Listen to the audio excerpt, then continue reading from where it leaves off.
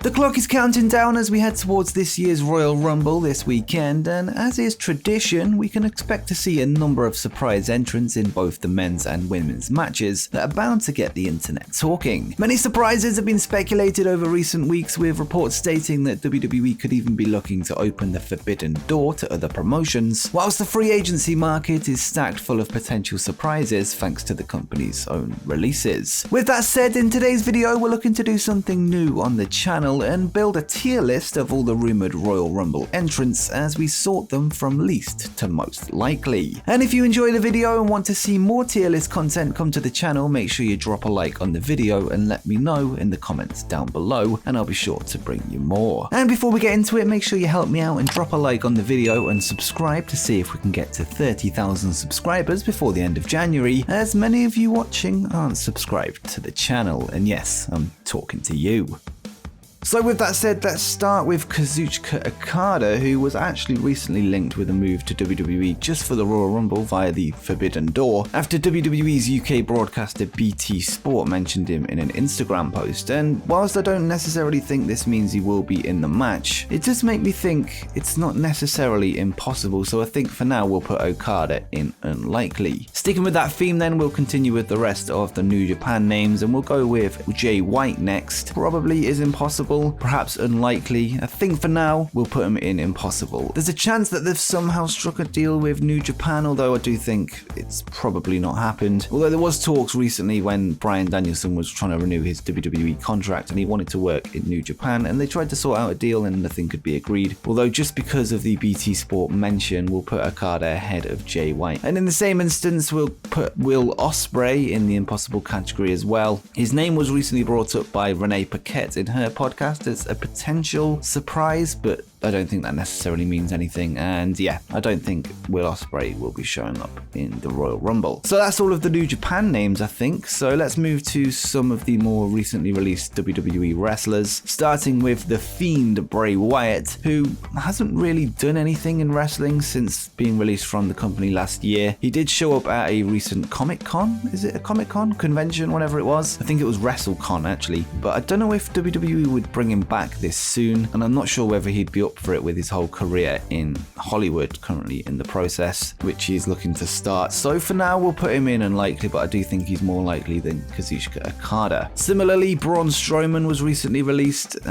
He did debut in Ring of Honor, but it's unlikely that he has a contract with the company due to their hiatus, or maybe he is part of their return plans in April. But I would actually say he's more likely than Bray Wyatt, just because I think they like him more. But again, I'd say it's unlikely, not quite 50-50, but maybe on the verge if they are looking to bring back a big name for that one-off pop. And speaking of recent releases, next we'll go with Jeff Hardy, and WWE have recently reached out to him to be in the Hall of Fame and I think return to TV. So I'd say it's perhaps more unlikely than Braun Strowman, but according to the report from the Wrestling Observer, he did turn them down, so yeah, I don't think that will happen either, but there is more of a chance than impossible, and more of a chance than Braun Strowman, The Fiend, and of course Okada. Maybe let's move on to some that will probably be in the match, and we'll start with Bad Bunny, of course the rapper. According to recent reports, he will be in the match. I'm not sure if it's guaranteed or not, but it's somewhere between likely and guaranteed. I think we'll put him in likely for now, and maybe we can reshuffle things at the end. And other people that I think will be in it is Bron Breakker, of course the current NXT champion. Apparently he will be in St. Louis, which obviously opens up the possibility of him being in the match. In the same vein, we'll put Walter in likely. I'm not going to call him by his new name just yet, but yeah, I think Walter is also in St. Louis and will probably be in the match. The same as Oksana, who hasn't been seen in WWE since 2014, and she is also in St. Louis. So is Melina, so she's probably going to be one of the surprises in the women's match, and so is Cameron as well. So next we'll move on to Impact Wrestling, where, as I mentioned earlier, Mickie James is in the match and she is the reigning Knockouts champion. Of course, we've got Matt Cardona here at the bottom, the former Zack Ryder in WWE, and I think there could be a chance that he will show up. After looking at the Impact roster and sort of looking at ex-WWE names that would get a pop, Cardona is one of them, but perhaps on the verge of unlikely, but we'll put him in 50-50. And there was a report report from WrestleVotes that said that they want to open the Forbidden Door, and yeah, I think Impact is the most likely company that they'll work with. And similarly, we'll put Heath Slater in there too. Of course, he is now in Impact, and so is Rhino, and so we're going to put him in 50-50 too. Keeping with the theme of Impact, we've also got the Impact World Champion Moose. However, I think because he hasn't got a history in WWE, I think he's less likely than those other three, so we're going to put him in unlikely. I would say he's probably less likely than Braun, less likely than The Fiend, but more likely than Okada. Next, we'll just throw a few in 50-50 just quickly. We'll go with Io Shirai, who's on the list. She's been absent for a while now, I think, and she hasn't been on the main roster for a long time. I don't think she's been seen in NXT recently either. This could be the place to bring her up to the main roster. Kairi Sane is apparently receiving interest from WWE and bringing her back to the company. I think her contract expired last year, and I would say it's more likely than these Impact names here. Again, another return is Alexa Bliss. I actually think that's more likely than Io and Kairi, so we're going to put her in likely, but there have been vignettes playing over recent weeks, I've been told, so perhaps there could be a vignette played in the women's match and then she comes out.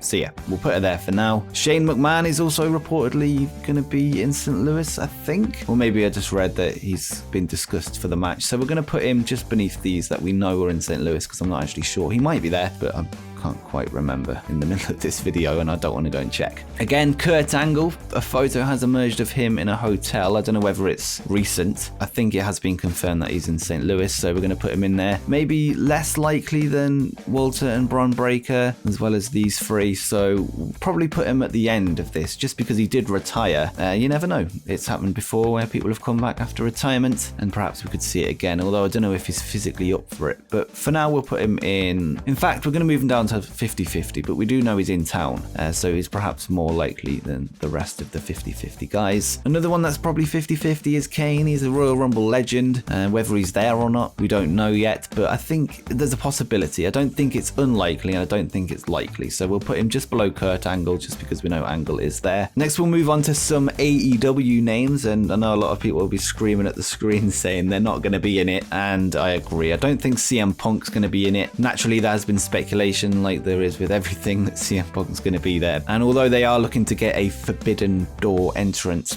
reportedly, I don't think Punk will be that. The same with Jon Moxley. I think Renee Paquette, his wife, teased it a little bit on her podcast, but I think she's just playing with people. I don't think Moxley's going to be there either. Bryan Danielson, or the former Daniel Bryan, could be more likely than Punk and Moxley, but I don't think he will. So I'd say impossible again. But you never know, because he is on good terms with WWE. Maybe he could be on the verge of unlikely. But yeah, as I say, I don't think it's going to happen. But I don't think it's impossible. So maybe I do move him up to unlikely. Yeah, we'll go unlikely. I don't think it's going to happen, but I don't think it's impossible either. And going with another AEW name, we've got MJF. Of course, he's been teasing a move to WWE in 2024 when his contract expires. But with that said, I don't think he's going to go there just yet as part of the Forbidden Door. He has no history in WWE. I don't even think they're going to strike a deal with AEW, so once again I'm going to put him impossible. Even less likely than Jon Moxley. Is he less likely than CM Punk? Probably not, so we'll put Punk right at the bottom. MJF just ahead of Punk, and Moxley ahead of him because he does have a history in WWE. And we've got a couple of other AEW names on the list, but we're going to keep them out for now and move on to Pete Dunne, who has been wrestling dark matches. I think he was on Main Event as well, I read, so I'd say he's 50-50. Same with Tommaso Ciampa. He's now dyed his beard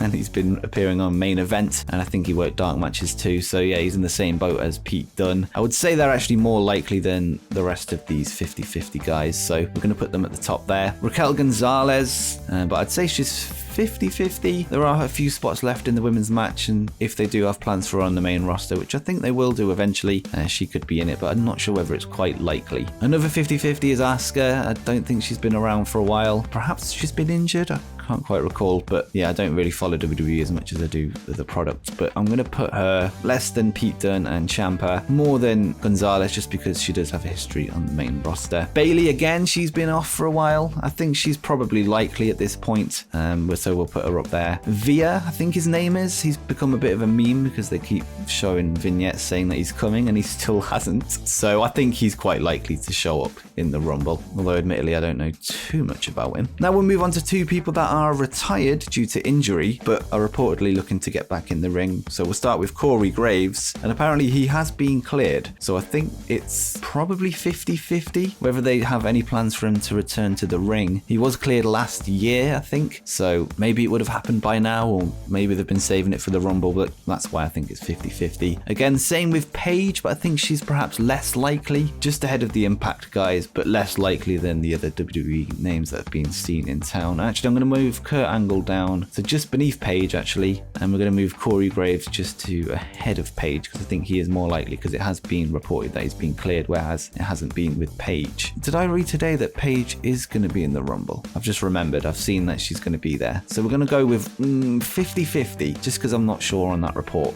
but I'm sure I did read that. Next we go with Roman Reigns, the reigning Universal Champion. Of course, WWE are looking to set up a Roman Reigns versus Brock match at WrestleMania, probably title versus title. Of course, we've got Brock defending against Lashley on the night and Reigns defending against Rollins on the night. So will one of them show up in the Rumble to challenge the other at Mania? So I'd say likely for both of them, to be honest. So we'll go with that. And we are going to move some of these up into the guaranteed category as well, because I've just noticed that we haven't got it at the top. But we've got The Rock. Although they are looking to set up Roman Reigns versus The Rock at some point, I don't think it's going to be this WrestleMania. I think it's going to be next year. So we're going to go with unlikely for The Rock, but I don't think it's impossible. I think it's more likely than Bryan, more likely than Okada, more likely than Moose, probably less likely than The Fiend and Braun.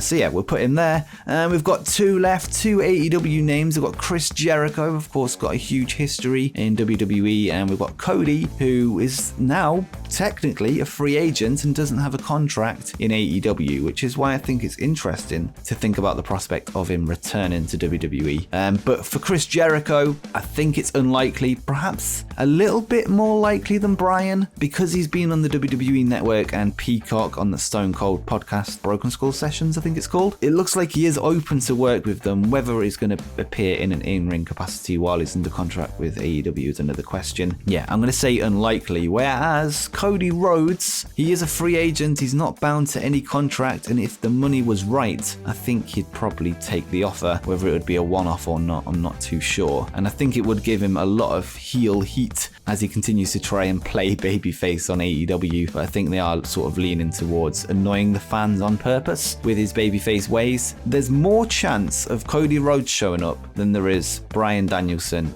and Chris Jericho. Even Okada. I'd say it's actually more likely than The Rock, just because The Rock is obviously busy right now with Hollywood. Does he go above The Fiend? Does he go above Braun? I'm gonna go out on a limb and say it's 50-50. If I was to lean one way, I'd say it's not gonna happen, but I don't think we can rule it out by any stretch. And I think it would be a great pickup for WWE if they were to steal Cody Rhodes away from AEW. And I think at some point, WWE will start signing AEW wrestlers as contracts expire. And for now, Cody doesn't have a contract, so yeah, that's where we're going to put Cody. And as for some guaranteed ones, it's safe to say that Bron Breakker and Walter will be in the match. They're two top NXT guys now. Of course, we've got Walter the top heel and Bron Breakker the babyface champion. Because I'm not sure which one they're going to go with, I'm not going to go with guaranteed for either Roman or Brock, although I think it's guaranteed that one of them will be in it. But for now, we're going to leave them there. And I've also just realized that I didn't include Ronda Rousey, and I would probably have her in guaranteed as well. So let me just Photoshop that in there. So I think that's the list anyway, but let me know what you think of my choices. I'm particularly interested in what you think of my Forbidden Door choices from Impact, New Japan, and AEW. Do you think Cody Rhodes will be in the Royal Rumble? Would you put him in impossible, unlikely, 50-50, likely, or guaranteed? Let me know in the comments down below. And before you go, make sure you check out my video where I discuss 12 of the most obscure WWE appearances by AEW wrestlers.